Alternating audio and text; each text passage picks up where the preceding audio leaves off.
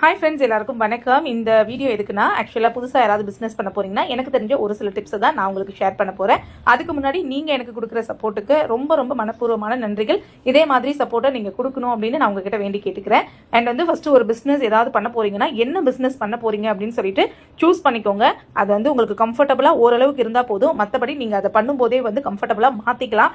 Otherwise வந்து எடுத்ததுக்கு அப்புறமா இதை பண்ணலாமா அதை பண்ணலாமா 1008 யோசனை ஒரு மற்றவங்க பண்ணுறதை பார்த்து அது தப்புன்னே நான் சொல்ல மாட்டேன்.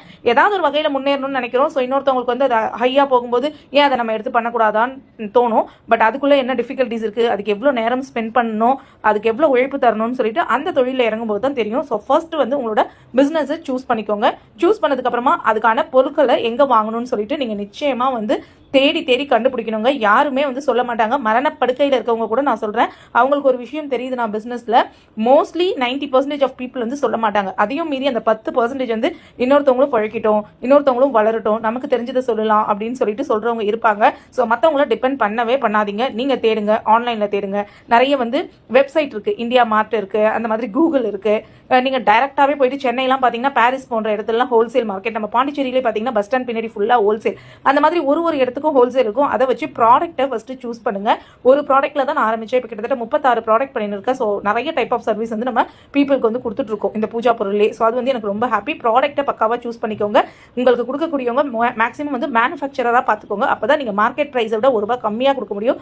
நான் வந்து இந்த பொருளாக இருக்கட்டும், நீங்கள் ஒரு கடையில் போய் கேட்டிங்கன்னா நம்ம கொடுக்குற விலையை விட ₹10 அதிகமாக தான் இருக்கும். ஸோ அந்த மாதிரி தான் கொடுத்துட்ருக்கேன். ஸோ செகண்ட் வந்து ப்ராடக்ட்டை நீங்கள் நல்ல விதமாக சூஸ் பண்ணணும். இதுக்கெல்லாம் டைம் எடுக்கும். ஸோ பண்ண முடியலன்றதுக்காக வெக்ஸ் ஆகிடாதீங்க. கண்டிப்பாக உங்களுக்கும் வந்து அதுக்கான விஷயங்கள் எல்லாம் ஒன்றுல இறங்கிட்டீங்கன்னா நிச்சயமா தெரியும். ப்ராடக்ட் தெரிஞ்சதுக்கு அப்புறமா அந்த பொருளை வந்து மார்க்கெட்டிங் பண்ணணும். அப்போ நீங்கள் அழகாக டிஸ்பிளே பண்ணி காமிக்கணும். இப்போ நீங்கள் ஆஃப்லைன் கஸ்டமர்னா ஸ்டோரில் வைப்பீங்க, வாக்கபிள் கஸ்டமர் இருப்பாங்க. நீங்கள் ஆன்லைன் கஸ்டமர்னு சொல்லும்போது முக்கியமாக நீங்கள் உங்களோட ப்ராடக்டை மார்க்கெட் பண்ணணும். நீங்கள் தான் அதுக்கான ஓனர். ஸோ நீங்கள் வந்து உங்களுக்கு எந்த வகையெல்லாம் மார்க்கெட்டிங் பண்ண முடியுமோ, ரொம்ப இன்னோவேட்டிவாக, யூனிக்காக, காமெடியாக, இல்லை சோகமாக, எதுவோ உங்களுக்கு என்ன வருதோ நீங்கள் அதை வச்சு அந்த ப்ராடக்ட்டை மார்க்கெட்டிங் பண்ணுங்கள். அது மூலமாக தான் வந்து மக்கள் வந்து உங்களோட பொருட்களை வாங்குவாங்க.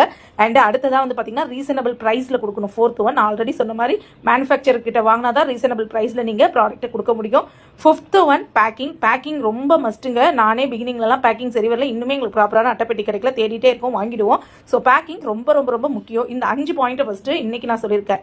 ஸோ இந்த 5 விஷயத்தை நல்லா ஞாபகம் வச்சுக்கோங்க. முதல்ல என்ன பிஸ்னஸ் பண்ணணும்னு சூஸ் பண்ணிக்கோங்க. அதுக்கப்புறம் அதுக்கான ப்ராடக்ட்டை ரொம்ப கம்மியான விலையில மேனுஃபேக்சரரை தேடி வாங்க ஆரம்பிங்க. வாங்கினதுக்கு அப்புறமா நீங்க அதை மார்க்கெட்டிங் பண்ணணும். ரொம்ப அழகா மார்க்கெட்டிங் பண்ணணும். அண்ட் வந்து மார்க்கெட்ல விற்கிற விலையை விட கொஞ்சமாவது கம்மியா நம்ம கிட்ட இருக்கணும். ஸோ அப்பதான் பீப்புள் சூஸ் பண்ணுவாங்க. அண்ட் ஃபைனலா பேக்கிங் ரொம்ப ரொம்ப நீட்டா இருக்கணும்.